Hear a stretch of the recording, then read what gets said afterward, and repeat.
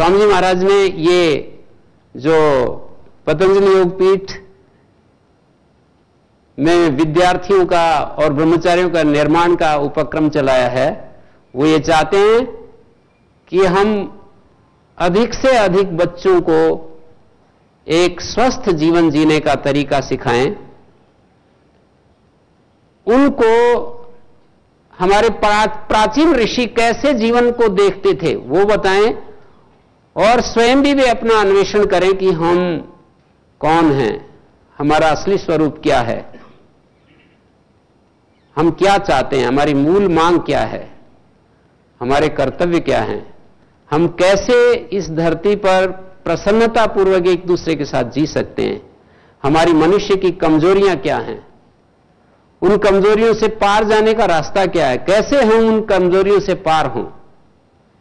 ये सब बातें स्वामी जी महाराज आज के इस नवयुवक वर्ग को सिखाना चाहते हैं।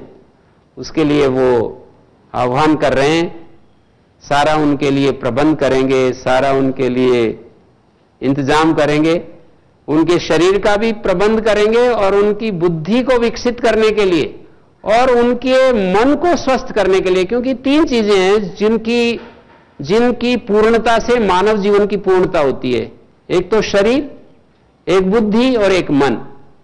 बुद्धि को मैं कह रहा हूं देखने की शक्ति, हमारी जो देखने की शक्ति है वो ठीक हो, और मन जिसको मैंने भाव शब्द से कहा, जो इमोशंस हैं, जो फीलिंग्स हैं, तो बुद्धि देखने की शक्ति है, जो चीज जैसी है उसको वैसा हम देख सके, अतस्मिन स ना हो तस्मिन स हो, जो चीज जैसी है उसको वैसा देख सके, ऐसी सामर्थ्य हमारे अंदर विकसित हो।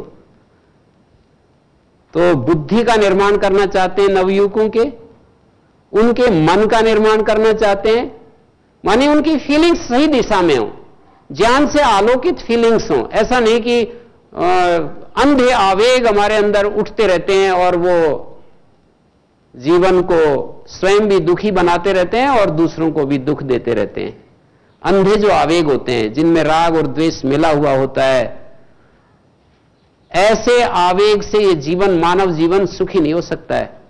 तो स्वामी जी चाहते हैं कि हमारे भारत के जो युवक हैं, और अब तो आगे वो पूरे विश्व तक जाना चाहते हैं, कि केवल भारत नहीं संपूर्ण विश्व में इस वैदिक विद्या का आलोक फैले और मनुष्य के साथ, मनुष्य प्रकृति के साथ, दूसरे जीवों के साथ और उस विधाता के साथ जिसने ये संसार रचा है, वो अपने कर्तव्यों को समझे, कैसे उनके साथ स्वस्थ जीवन जिए, ऐसा वो चाहते हैं। तो उन्होंने एक बड़ा प्रकल्प अपने मन में संजोया है कि हम अधिक से अधिक बच्चों को ट्रेनिंग देंगे, उनके मन, बुद्धि और शरीर को स्वस्थ रहने की प्रक्रिया सिखाएंगे, और उससे वे इस पूरी धरती को स्वर्ग में बदलने के लिए प्रयास करेंगे। ये धरती स्वर्ग बने, ये धरती माने स्वर्ग एक होता है जो इस धरती से अलग, हमारे शास्त्रों में उसकी चर्चा बहुत होती है, लेकिन प्राचीन काल से ही ऋषि मुनियों से लेकर आज तक जो संवेदनशील और प्रज्ञावान लोग हैं वो ये सोचते आए हैं कि भाई वो स्वर्ग इस धरती पर आए, किसी तरह से ये धरती स्वर्ग बन जाए। तो उसी श्रृंखला में स्वामी जी ने भी वैसा सोचा कि ये धरती स्वर्ग बने। स्वर्गलोक कहीं होता है, वो ठीक होता होगा, लेकिन वो स्वर्गलोक इस धरती पर उतर आए, उसके लिए हम अपनी क्या आहुति लगा सकते हैं? तो उसकी आहुति यही है कि मनुष्य अपने मन, बुद्धि और शरीर, इन तीन घटक हैं, हमारे प्रमुख घटक हैं। शरीर स्वस्थ हो, शरीर कैसे स्वस्थ होगा? उसके लिए खाने पीने, उसके लिए रहने सहने आवश्यकताएं, जो भौतिक आवश्यकताएं होती हैं, उनके द्वारा शरीर का स्वास्थ्य प्राप्त किया जाता है। हमारा जो मन का स्वास्थ्य है वो कैसे बने, और बुद्धि का जो स्वास्थ्य है, बुद्धि का स्वास्थ्य है सम्यक दृष्टि। सम्यक दृष्टि और सम्यक जो भाव है, जिसको मैं मन कह रहा हूं, तो इस प्रकल्प को स्वामी जी ने पूरे देश और दुनिया के लिए विचार किया है। उनके इस संकल्प में कितने सारे सैकड़ों बच्चे सहभागी हो रहे हैं, बड़े योग्य बच्चे हैं। मैं देख रहा हूं जो यहां पढ़ते हैं मेरे साथ, उनका निरंतर एक संवाद होता रहता है, तो मैं उनको देखता हूं कि कितने माने सिंसियर हैं, कितने ईमानदार होकर के वो अपने इस कार्य में जुटे हुए हैं, ईमानदारी के साथ जुटे हुए हैं। तो आगे स्वामी जी आपको निर्देश देंगे, उसके अनुसार आप कीजिएगा। श्रद्धेय गुरुदेव अभी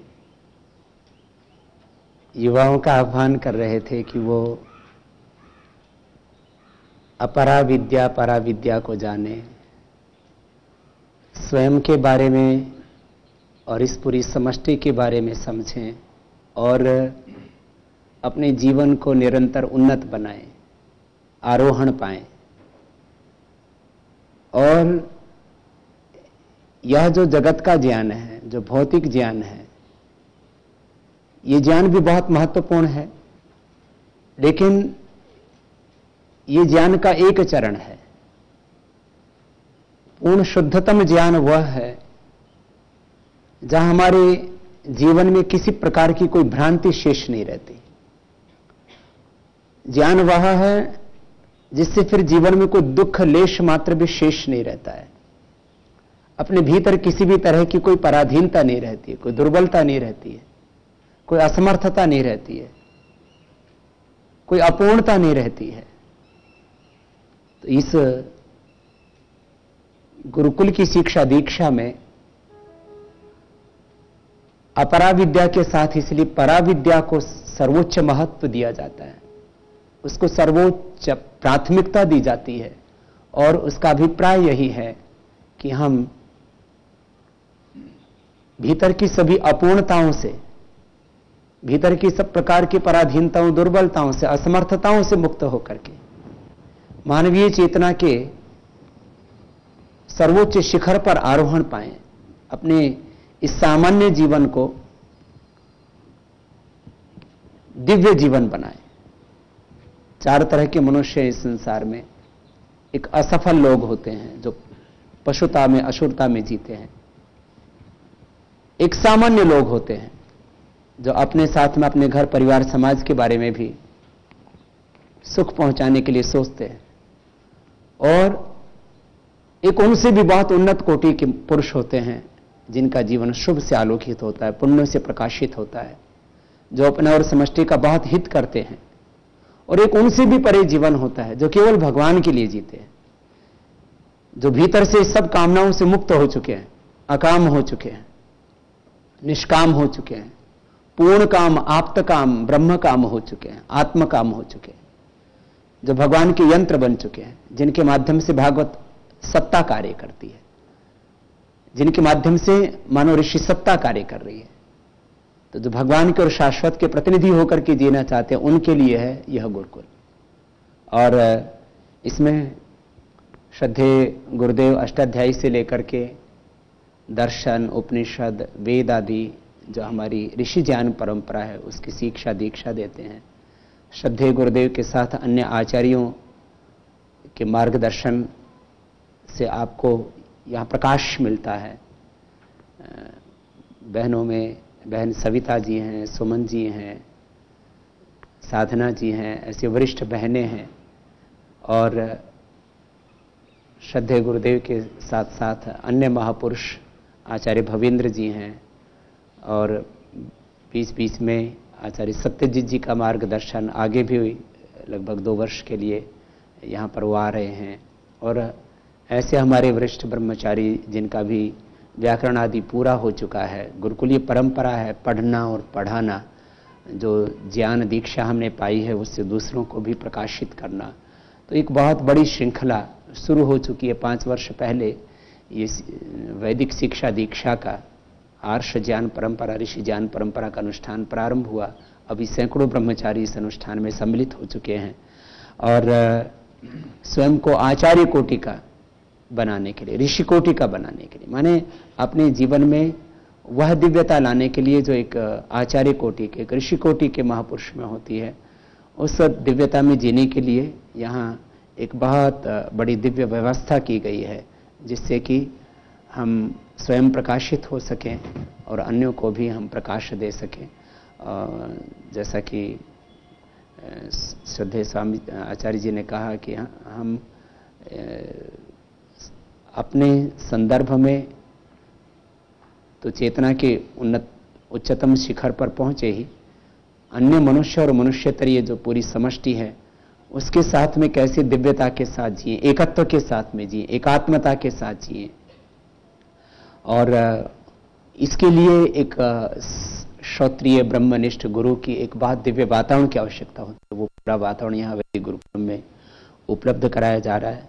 और युवाओं का हम इसलिए आह्वान करते हैं क्योंकि उनके भीतर आगे की संभावनाएं अभी शेष हैं और उनके पास में कार्य करने के लिए भी एक बहुत लंबा कालखंड होता है जिसमें वो अपना और समष्टि का बहुत बड़ा हित कर सकते हैं। और महर्षि दयानंद हों, चाहे स्वामी विवेकानंद हों, चाहे आदि शंकराचार्य हों, चंद्रशेखर राजगुरु, सुखदेव भगत सिंह हों, हम तमाम महापुरुषों के जीवन पर दृष्टि डालते हैं तो वैदिक काल से लेकर के और आधुनिक काल तक बड़ा कार्य युवाओं ही ने किया है। और भारत तो विश्व का सर्वाधिक युवा देश है। और ऐसे प्रतिभावान, प्रज्ञावान, ऐसे सात्विक युवाओं का हम आह्वान करते हैं जो पूरा जीवन भगवान के लिए, अनंत के लिए, सेवा के लिए जीना चाहते हैं और जीवन में पूर्ण सत्य की अनुभूति करना चाहते हैं, अपने समस्त दुखों से स्वयं मुक्त होना चाहते हैं और इस समष्टि के भी दुखों को दूर करना चाहते हैं। पूज्य स्वामी जी महाराज कहा करते थे, जीव जगत के पाप निगल कर तरवर्त छाया करना, उमड़ उमड़ कर हृदय गगन में धर्म मेघ बन झरना, जोगी जोग जुगत से करना।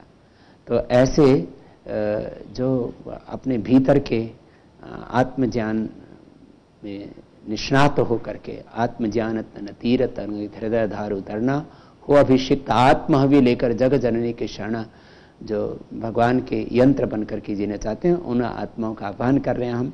और इसमें जो ब्रह्मचारी इस अनुष्ठान में जी रहे हैं, ऐसे भाई बहनों के साथ भी आपका संवाद करा रहे हैं जिससे कि वो अपनी संवेदनाएं आप तक संप्रेषित कर सके और आप उनकी संवेदनाओं से जुड़ करके स्वयं भी इस बारे में और अधिक चिंतन करें, मंथन करें। आखिर क्योंकि सबके भीतर चेतना तो एक ही है, आत्मा तो एक ही जैसा है जो नित्य शुद्ध बुद्ध मुक्त है। भिन्न भिन्न इकाइयां होते हुए भी शरीर के, इंद्रियों के, मन के, बुद्धि के यंत्र भिन्न भिन्न होते हुए भी, क्योंकि इनमें ज्ञान अज्ञान के कारण से हमें भिन्नताएं दिखाई पड़ सकती हैं। यद्यपि भौतिक रूप में तो सब पंचभूतात्मक ही हैं, लेकिन भावनात्मक रूप से ज्ञान के आचरण के स्तर पर हमें भिन्नताएं दिखती हैं। लेकिन यदि हम पारमार्थिक दृष्टि से देखते हैं तो सबका आत्मा तो एक ही है, वह सत्य के रास्ते पर ही चलना चाहता है। गुरु जी कहते हैं और पूज्य स्वामी सोमानंद जी महाराज भी कहा करते थे और सब ऋषियों का भी एक ही मत है कि सभी आत्माएं अनंत की ओर ही बढ़ रही हैं, वही उनका गंतव्य है। उसमें कुछ बीच में अशुभ होता है तो वो भी उनको शुभ की ओर ही लेकर के जाता है। ठोकरें भी उनको बहुत कुछ सिखाती हैं। और अब मैं आगे के उद्बोधन के लिए अपने इस संदर्भ में अपने विचार प्रस्तुत करने के लिए हमारे व्याकरणाचार्य जो पहले स्नातक होकर के आए और अब यहाँ इस शिक्षा दीक्षा में दीक्षित होकर के सेवाओं को भी संभाल रहे हैं, भाई श्री फूलचंद जी, वो आगे ब्रह्मचारियों को आमंत्रित करेंगे अपने विचार सब तक संप्रेषित करने के लिए। पूज्य गुरुवर के चरणों में गुरुसा नमन करते हुए सभी पुण्यात्माओं को हार्दिक अभिवादन करते हुए, जैसा कि आप सुन रहे हैं पूज्य गुरु जी, पूज्य स्वामी जी महाराज के हृदय की संवेदनाओं को समझ पा रहे हैं। निश्चय ही वैश्विक स्तर पर राष्ट्रीय स्तर पर या व्यक्तिक स्तर पर दुखों का समाधान, सारे क्लेशों का समाधान आध्यात्म में ही है। यदि हमारे जीवन में आध्यात्म नहीं है, समष्टि के प्रति पीड़ा नहीं है, तो हमारा जीवन कभी सुखमय नहीं हो सकता है। इस पवित्र अनुष्ठान से जुड़ करके, आर्ष ज्ञान परंपरा से जुड़ करके, योग, आयुर्वेद तथा स्वदेशी के पावन अनुष्ठान से जुड़ करके, समर्थ गुरुओं के सानिध्य में, उनके मार्गदर्शन में अपने जीवन को दिव्यमय बना करके समष्टि में दिव्यता फैलाएं। इससे बढ़कर सौभाग्य हमारा क्या हो सकता है। उच्च शिक्षा में भी पारंगत हुए हुए सैकड़ों ब्रह्मचारी भाई बहनें यहां पर पूरी पवित्रता के साथ, धैर्यता के साथ गुरु चरणों में ऋषियों जैसा जीवन व्यतीत कर रहे हैं।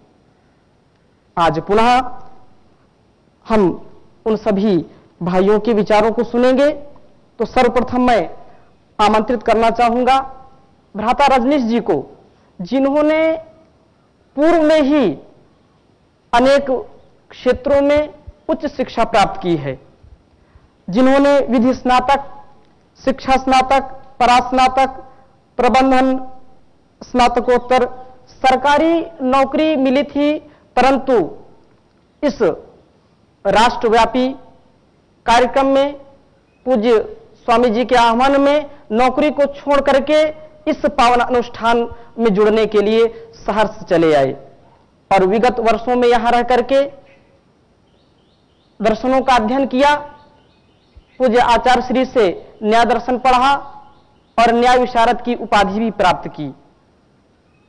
कई बार, लगभग 5 बार कश्मीर से कन्याकुमारी तक अखिल भारत भूमि का भ्रमण किया, लोगों की पीड़ाओं को समझा, देश में फैले हुए अनाचार, दुराचार, अत्याचार, भ्रष्टाचार को समझा, पीड़ा सहन न कर पाए, इसलिए इस पवित्र अनुष्ठान से जुड़ करके पूर्ण रूप से आजीवन देश सेवा में अपने को झोंक दिया है।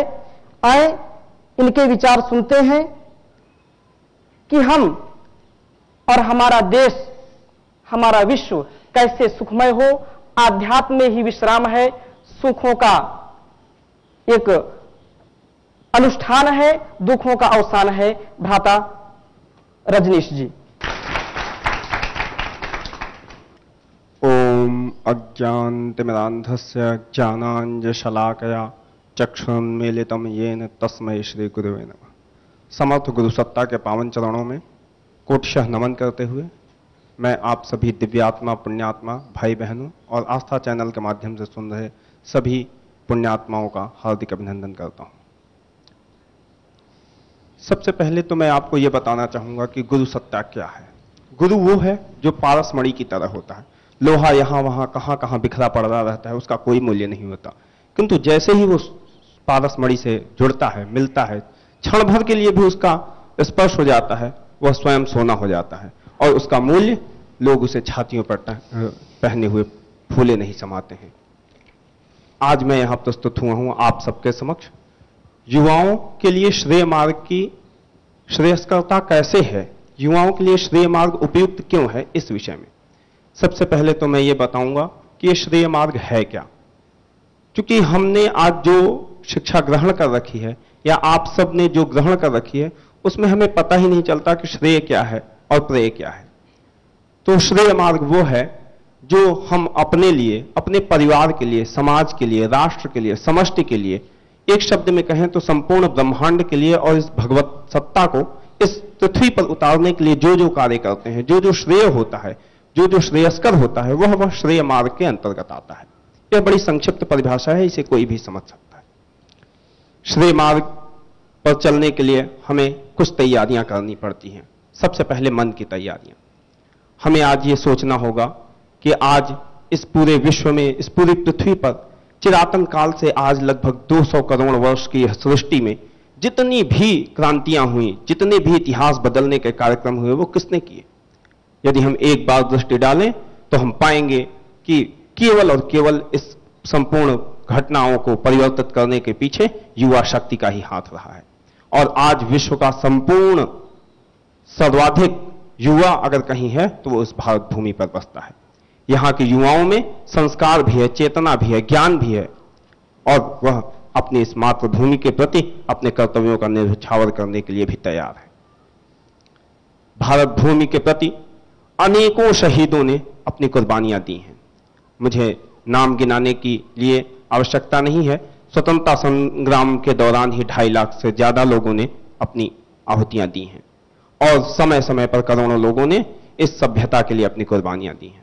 वर्तमान में हमारे पास यदि इस परंपरा का कोई सर्वाधिक उत्कृष्ट उदाहरण है धूमकेतु की तरह, तो हमारे परम पूज्य स्वामी जी, जिन्होंने इस पूरे विश्व में एक नया कीर्तिमान खड़ा कर दिया है। इस पूरे धरा पर उन्होंने योग को, आयुर्वेद को एक नई ऊंचाइयां दी हैं। वो भी हमारी ही तरह हैं, हमारी ही तरह उनका भी जन्म हुआ है। हम भी वो कर सकते हैं, बस साहस चाहिए, बस मन का एक नया आलंबन चाहिए, हमें गुरुओं का संसर्ग चाहिए। हमें ये सोचना होगा कि आखिर क्या बात थी कि 200 वर्ष पूर्व हमारे इस भारत भूमि पर महर्षि दयानंद जैसे महाविराटकार व्यक्तित्व का अवतरण हुआ। उन्होंने वेदों के ज्ञान को संपूर्ण विश्व में फैलाने का जो कार्यक्रम किया, वो अपने जीवन काल में तो भारत में फैलाए, किंतु उसके बाद उनके शिष्यों के द्वारा, उनके द्वारा स्थापित संस्था के द्वारा पूरे विश्व में वेदों का ज्ञान प्रचारित हो रहा है, प्रसारित हो रहा है। वेद ही संपूर्ण सत्य ज्ञान है, वेद ही ईश्वरीय वाणी है।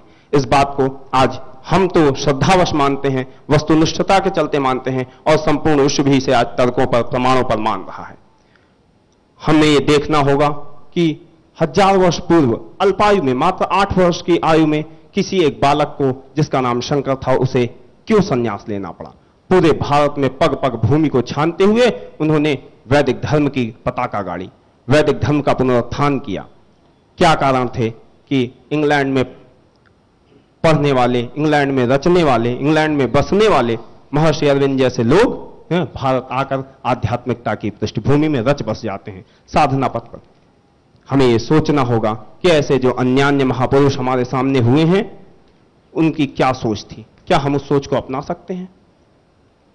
शहीद भगत सिंह, राजगुरु, सुखदेव, चंद्रशेखर, मदनलाल धिंगरा, उधम सिंह आदि अन्यान्य ऐसे हमारे देश के प्रतापी क्रांतिकारी अगर अपनी जवानी केवल चंद पैसों को कमाने में और चूड़ियों खरीदने में लगा देते, तो क्या हम कृतज्ञ हो पाते उनके प्रति? क्या हम आज अपनी इस आजादी को महसूस कर पाते? यह समय हमारे लिए भी एक क्षण रुक करके सोचने का है। हमें भी यह सोचना होगा कि हमें क्या करना है। क्या धन ही जीवन का लक्ष्य रह जाएगा? महापुरुष हुए हैं हमारे बंगाल में, चैतन्य महाप्रभु, उन्होंने एक पुस्तक लिखी है, उनके संदेशों से संकलित है चैतन्य चरितामृत। उसमें एक श्लोक आता है, न धनम न जनम न सुंदरीम कविताम वा जगदीश कामे मम जन्मनि जन्मनीश्वरे भौताद भक्ति रहे तुकी त्वयि। क्या धन हमारी भौतिक आवश्यकताओं को पूरा कर सकता है? या कितने लोगों की भौतिक आवश्यकताओं को पूर्ण कर पाया है? और मान लिया भौतिक आवश्यकताएं पूर्ण भी हो गई, तो क्या व्यक्ति सुखी हो जाता है? क्या कोई नेता बनकर सुखी हो जाता है? कोई राजा बनकर सुखी हो जाता है? या फिर आपको यह सोचना होगा कि आपने अपनी समस्त इच्छाओं को, समस्त वैषयिक सुखों को, समस्त इंद्रियों को केवल इसी भोग लिप्सा के लिए कुर्बान कर देने की सोच रखी है। अगर ऐसा सोच रखा है और मन में 1% भी संस्कारों के लिए है, देश के लिए है, तो भी रुक जाइए, क्योंकि चिंगारी भी ज्वाला बना सकती है। अभी भी आपके अंदर राष्ट्रभक्ति, देश प्रेम, समाज सेवा को एक महान आकार ले सकता है। हम आज पुनः इस भारत भूमि को विश्व गुरु बनाने की राह पर चल निकले हैं, और वो स्पष्ट दिख रहा है। अभी भारत में उपजे योग को, भारत से फैले योग को न केवल 2, 4, 10 बल्कि लगभग 200 में से 175 से अधिक देशों ने सहमति दी है। ये तो अभी शुरुआत है, ये तो अभी एक अंगड़ाई है। आगे आगे हमें बहुत बड़ा बड़ा काम करना है। किसी कवि ने कहा है, संग्राम जिंदगी है, लड़ना हमें पड़ेगा, जो लड़ नहीं सकेगा आगे नहीं बढ़ेगा। घेरा समाज को है कुंठा कुदीतियों ने, व्यसनों ने, रूढ़ियों ने, निर्मम अनीतियों ने। क्या पार्थ इन क्षणों में व्यामोह में फंसेगा, जो लड़ नहीं सकेगा आगे नहीं बढ़ेगा। ये पार्थ केवल कृष्ण के पार्थ नहीं है, हम सब पार्थ हैं। हमें अपनी भूमिका को पार्थ की तरह बदलना होगा। हम आज एक दूसरे को पार्थ की तरह तैयार करें, स्वयं को पार्थ की तरह तैयार करें, और समाज में फैले हुए अनाचार हैं, कुरीतियां हैं, भ्रष्टाचार है, पापाचार है, बलात्कार है, इसके प्रति हमें एक नई आवाज लगानी पड़ेगी। ये जो चल रहा है इसके पीछे कहीं हम तो नहीं है? हमारा चुप रहना भी तो एक अपराध है। दिनकर जी ने लिखा है, नहीं समय का व्याधि केवल पाप, जो तटस्थ है समय लिखेगा अपराध, उनका भी अपराध। यह सच है कि हम नहीं कर रहे हैं, हम इन भ्रष्टाचार में नहीं शामिल हैं, हम इन अनाचार में नहीं शामिल हैं, किंतु हमारा चुप रहना, चुप बैठ जाना भी एक बहुत बड़ा संबल है उन लोगों के लिए जो इसको कर रहे हैं, क्योंकि उन्हें उसका सही प्रतिकार नहीं मिल रहा है। तो आज हम फिर ये सोचें कि अपनी इस धरा को, भारत माता को परम वैभव के उच्च सिंहासन पर कैसे बैठाना है। हमारे पास स्पष्ट लक्ष्य है, हमारे पास संसाधन है, और कभी हम संसाधनों का रोना रोया करते थे, पर अब नहीं रो सकते, क्योंकि अब हमारे पास बहाने नहीं हैं। इस काल में हमारे परम पूज्य गुरुवर ने ऐसी सारी व्यवस्थाएं कर रखी हैं जिससे कि आप कोई कमी का रोना नहीं रोक सकते। इस प्रसंग में लोग और युवा अक्सर सोचते हैं कि अगर मैं श्रेय मार्ग को चुनता हूं तो मेरे परिवार का क्या होगा, मेरे भविष्य का क्या होगा, मेरे माता पिता के बुढ़ापे का क्या होगा। तो हमारे परम पूज्य गुरु जी ने एक पुस्तक लिखी है, जीवन का समाधान। उसमें स्वामी सोमानंद जी महाराज ने एक है कि उनसे कोई युवक पूछता है कि यदि मैं श्रेय मार्ग का पथिक होता हूं तो क्या होगा, और मेरे माता पिता की सेवा कौन करेगा। उन्होंने उत्तर देते हुए कहा कि जिस प्रकार कोई व्यक्ति किसी को पैसे भेजता है, मनी ऑर्डर करता है, तो वो पोस्ट ऑफिस जाता है, सामने वाले व्यक्ति को कुछ दिन में वो पैसे मिल जाते हैं, तो क्या वही पैसे होते हैं जो वो मनी ऑर्डर के समय जो नोट, जिस नंबर का नोट वो देता है? नहीं, पैसे उसे मिलते हैं किंतु कोई दूसरी नोट मिलती है, उतनी धनराशि मिलती है। किंतु ये तो प्रत्यक्ष व्यवहार है, इसलिए हम समझ जाते हैं, अपनी तर्क बुद्धि लगा लेते हैं। किंतु भगवान की जो व्यवस्था है वह अत्यंत सुसंगत है, युक्तिपूर्वक है, और वह इससे भी ज्यादा न्यायपूर्वक है। यदि हम 100 रुपए का कार्य करेंगे तो उसका अनंत गुना फल हमारे माता पिता को मिलेगा। और ये हमारे अपने व्यक्तिगत जीवन में भी पर्याप्त बार पर्याप्त लोगों के अनुभवों में घटित हुआ है।